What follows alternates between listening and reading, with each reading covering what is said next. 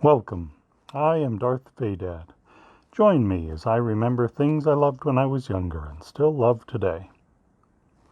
In 1982, I think I got my first comic book annual, Avengers Annual number 11. To a kid without much money of my own, an annual would have been a strategic purchase. If I begged and whined enough to get my mother to agree to buy me a comic book, the best use of that promise would be to find one with a complete story and extra pages, all for $1. A normal comic book issue at the time would have been 60 cents, so choosing an annual was a pretty shrewd tactic for 10-year-old me. Annuals came out once a year and often didn't directly connect to the events taking place in the main run of the comic. Sometimes they were made by the regular writers and artists, but they were also given to other creative teams. That was the case with Avengers Annual 11. Editor-in-Chief Jim Shooter was writing or co-writing Avengers issues at the time, but the annual was given to J.M. DeMatteis to write with art by Al Milgrom and Jack Abel. The story heavily featured members of the Defenders, whose book DeMatteis also had written. As an added bonus, portions of the Avengers Members Manual and Charter were teased on the cover and printed at the back of the book. The story opens with Nebulon, a Defender's villain, being judged and punished by a senior member of his alien race.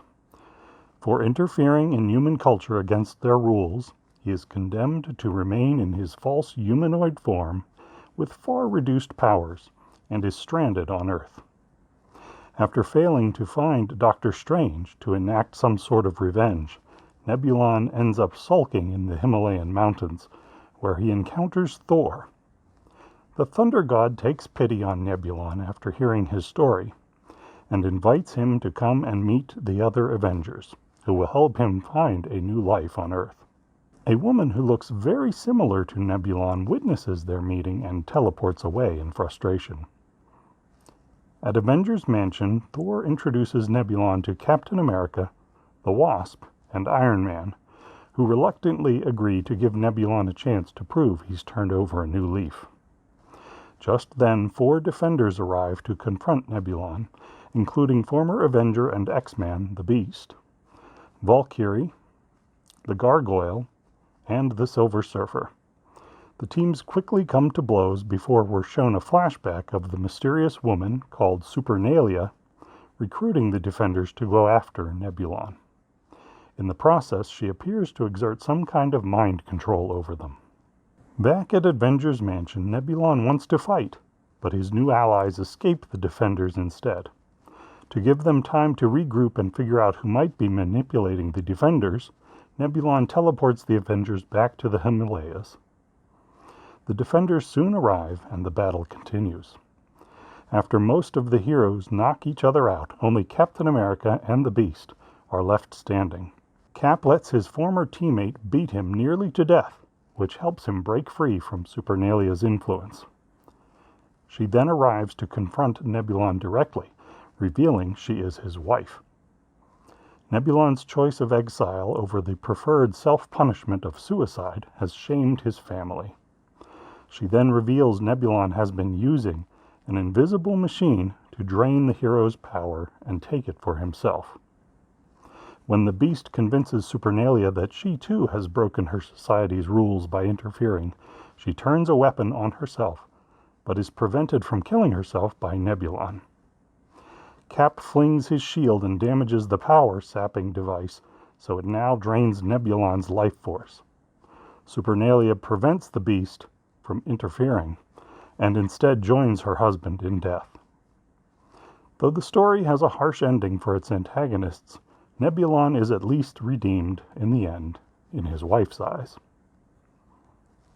A few years later, in 1985, I read another story involving aliens in Avengers Annual number 14. By then I was delivering newspapers and had money of my own, so I was buying a lot of comic books.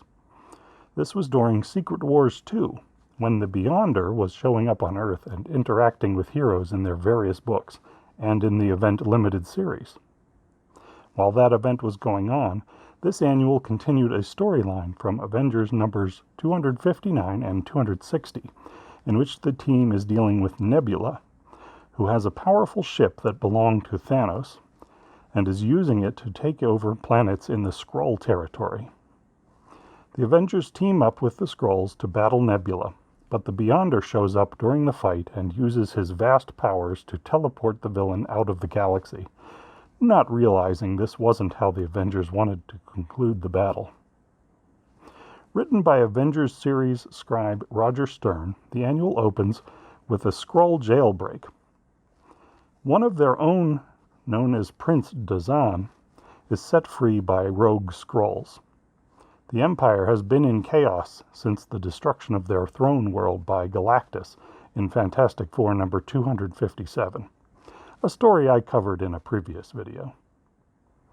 In the aftermath of their previous battle, the Avengers decide to continue hunting Nebula despite the Beyonder's misguided interference.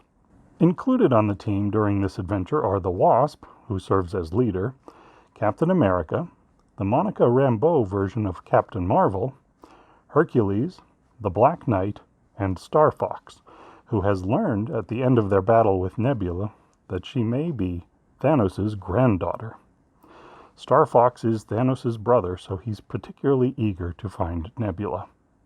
While on their way to a power facility on an asteroid that once orbited the Skrull throne world, the Avengers encounter an eccentric group of Skrulls who have adopted the appearance and mannerisms of 1930s gangsters. They've been hired by Prince Dazan to help him get to the asteroid and stop a plot by one of his former associates, a Skrull named Zabek, to take over the Empire with a superweapon called the Hyperwave Bomb. Since the Avengers also need the equipment on the asteroid to help them scan for Nebula, they volunteer to infiltrate the asteroid and confront Zabek. Once aboard the power station, the Avengers make quick progress through the facility until they happen upon Thor, who claims to also be there to stop Zabek. The Avengers soon realize he's a Skrull and subdue him before moving on. But then they encounter She-Hulk, who's currently a member of the Fantastic Four. After a brief standoff with She-Hulk and the rest of her team, both sides realize they are not imposters and team up.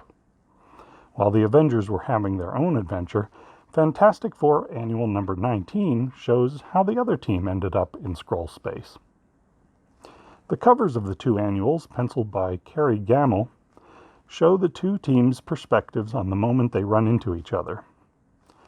John Byrne penciled the interiors of both annuals, giving the twin stories a consistent look that's uncommon in modern crossovers. Kyle Baker inked the Avengers story, while Joe Sinnott inked the Fantastic Four's tale. Byrne also wrote the FF Annual as the regular writer on the series. Their story opens with the splashdown of an alien spacecraft near New York City. An armored figure emerges and silently makes its way through the city until the police show up. Unable to stop it, one of the officers calls Avengers Mansion looking for the Fantastic Four, who he remembers had dealt with a similar threat years before. The FF have been staying at Avengers Mansion since the destruction of the Baxter Building in Fantastic Four number 278. When the team shows up, Reed Richards is able to communicate with the alien, who is revealed to be the Infant Terrible, a young member of a reality-altering race known as the Elan. He lets the FF know that he needs their help to stop an invasion of his homeworld by the Skrulls. The team follows their visitor back to his ship and head off into space. It turns out the entire story was a ruse set up by an unnamed Skrull woman attempting to defeat the Fantastic Four as a way to prove her worthiness to become the new Empress. Reed figured out the deception and used hypnosis on the Skrull posing as the Infant Terrible to help them take the other Skrulls by surprise. Once they subdue the Skrull leader and her soldiers, the Fantastic Four take a ship to the asteroid power station that seems to be at the heart of every Skrull faction's attempt to take over the Empire. When the team encounters the Avengers, we get 8 of the remaining pages in both issues, which almost exactly duplicate one another. including almost identical narration and dialogue, and slightly different finished artwork and coloring. Looking at the differences is a really interesting study in how much of an effect an inker or colorist might have on the final product. Though the two versions don't change the stories, they do show us subtle nuances like the amount of detail in a piece of machinery, or bold choices like the color of a background or Zabek's armor.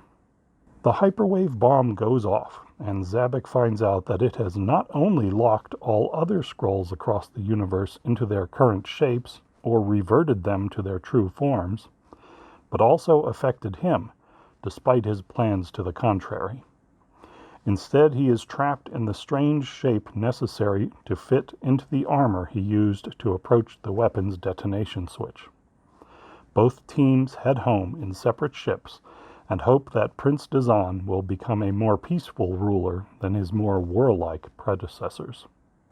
For a grand total of $3.50, these 3 annuals gave me a ton of super team-ups, featuring some of Marvel's greatest characters. As it turned out, the very next Fantastic Four comic book, number 286, featured another guest appearance by Earth's mightiest heroes, as the story of Jean Grey's return continued from Avengers number 263.